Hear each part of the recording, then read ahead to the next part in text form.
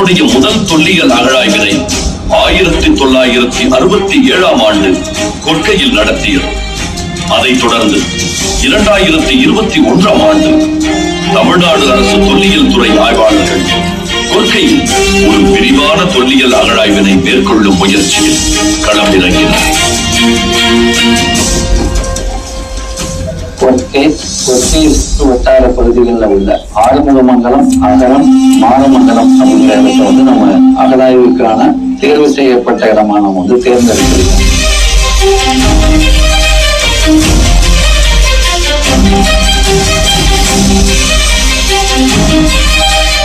கொற்கை தொல்லியல் அகழாய்வில் சங்க காலத்தை சார்ந்த செங்கல் கட்டுமானங்களும் பல்வேறு நாடுகளுடன் வணிகம் நடத்தியதற்கான சான்றுகளாக அயலக பானை ஓடுகளும் வெளிக்கொண்டு வரப்பட்டன. மேலும் சுடுமண்ணால் ஆன வடிகட்டும் குழாய்கள், குறியீடுகள் மற்றும் தமிழி எழுத்து பொறிக்கப்பட்ட பானை ஓடுகள், வட்ட சில்லுகள், சுடுமண் சிற்பங்கள், பல வகையான மணிகள், சங்கு வளையல்கள் என ஏராளமான தொல்பொருட்கள் வெளிக்கொண்டு வரப்பட்டன. நம்ம கல்முனால் கிடைக்கிற எல்லா சான்றுகளையும் மொத்தமா வச்சு பார்த்தா கொற்கை ஒரு காலத்தில் மிக முக்கியமான துறைமுகமாக இருந்திருக்கும் என்பது சொல்வார்கள்.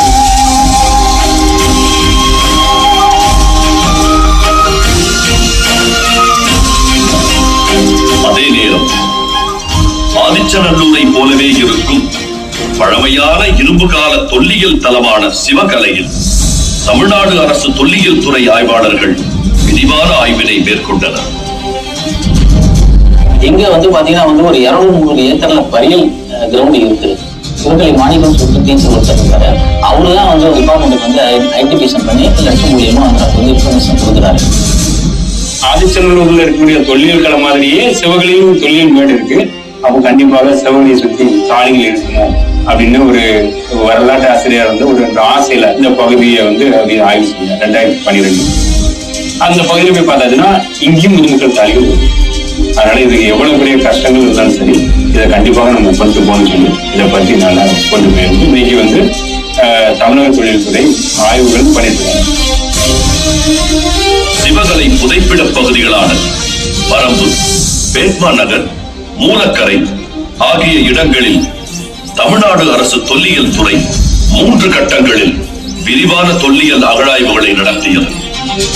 இதில் 160 முதுமக்கள் தாழிகளும் ஏராளமான தொல்பொருட்களும் வெளிக்கொண்டு வரப்பட்டன.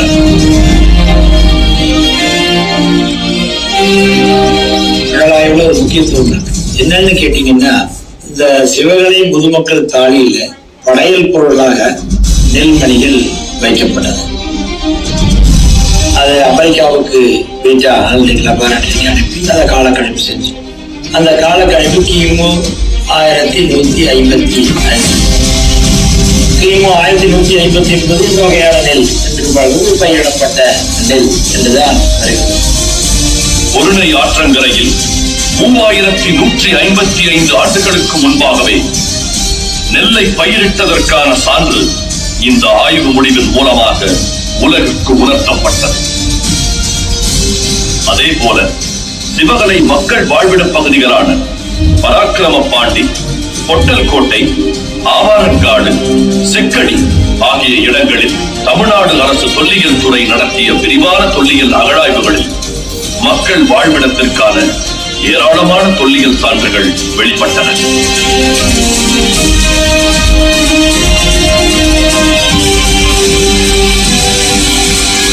அகழாய்வுகள்ல தமிழில் எழுத்துக்களில் எழுதப்பட்ட பானை ஓடுகளும் கிடைத்திருக்கின்றன. அந்த அடுக்கில் கிடைச்ச ஒரு கரிம பொருளை ஆய்வுக்கு அனுப்பும் போது அறிவியல் பூர்வமாக ஒரு விடை கிடைத்திருக்கிறது. அதனுடைய வயது கிமு 685. கிமு 7ஆம் நூற்றாண்டிலேயே தமிழர்கள் மத்தியில் எழுத்தறிவு பரவலாக இருந்தது என்பதை சிவகலை ஆய்வு முடிவு அறிவியல் அடிப்படையிலான காலக்கணிப்பு மூலம் உறுதி செய்தது. அதே நேரத்தில் எழுத்தறிவு சார்ந்த முக்கிய சான்றுகள் சிவகலைக்கு அருகே நம்பியாற்றின் கரையில் அமைந்திருக்கும் துலுக்கற்பட்டி மக்கள் வாழ்விட பகுதியினை அகழாய்வு செய்த போது கிடைத்தன. இந்தியாவிலேயே அதிக அளவிலான குறியீடு கொண்ட பானை ஓடுகள் வந்து தமிழகத்துல குறுக்கற்பட்டி அகழாய்வு தான் நமக்கு கிடைச்சிருக்கு. 4800க்கும் மேற்பட்ட குறியீடு கொண்ட பானை ஓடுகள் இந்த ஆய்வில் நாங்கள் கண்டெடுத்திருக்கோம். இந்த குறியீடுகளை சிந்து சமவெளி பானை ஓட்டில் இருக்கக்கூடிய குறியீடுகளை ஒப்பிட்டு ஆய்வு செய்த போது சுமார் 60% வந்து நமக்கு ஒத்து போகுதுன்றது இந்த ஆய்வுல நமக்கு தெரியும். அதே நேரத்தில் சிவகலை அகழாய்வில் பொதுமக்கள் தாழிகளில் இருந்து பலவிதமான இரும்பு பொருட்கள் வெளிக்கொண்டு வரப்பட்டன. இதன் மூலம் இரும்பின் தொன்மை குறித்தான ஒட்டுமொத்த உலக பார்வையை திருத்தி அமைக்கப்பட்டது. தமிழர்களுடைய தொன்மையை உலகத்துக்கு சொல்ற ஒரு மாபெரும் ஆய்வு பயணத்தை இப்போ நான் அறிவிக்க போகிறேன்.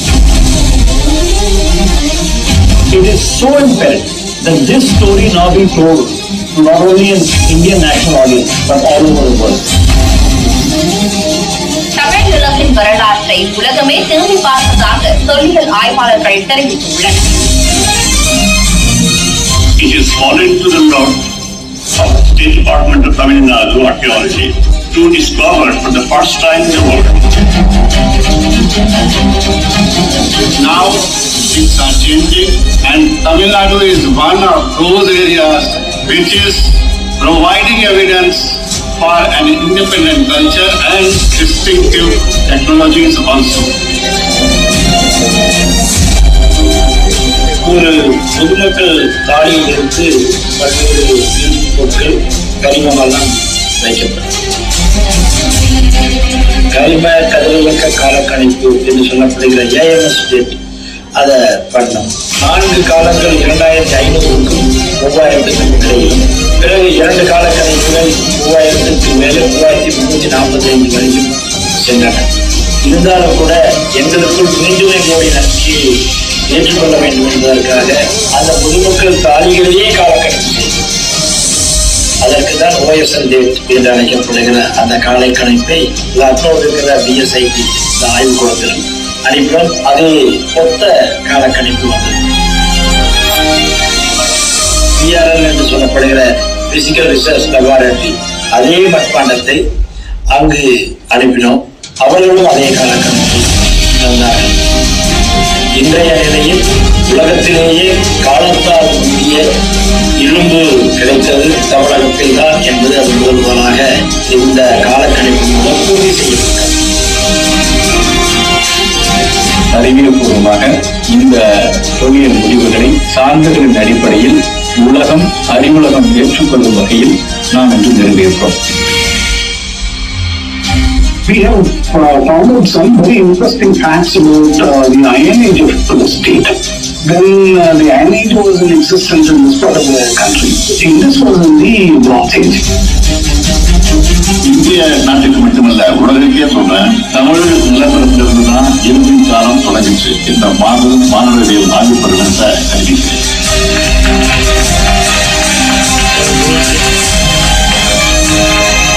பொருணை ஆற்றங்கரை அகழாய்வு முடிவுகள் மூலமாக இரும்பின் உறுதியோடு உறக்க சொல்வோம். இந்திய துணைக்கண்டத்தின் வரலாற்றை இனி தமிழ் நிலப்பரப்பில் இருந்து தொடங்கி எழுத வேண்டும் என்று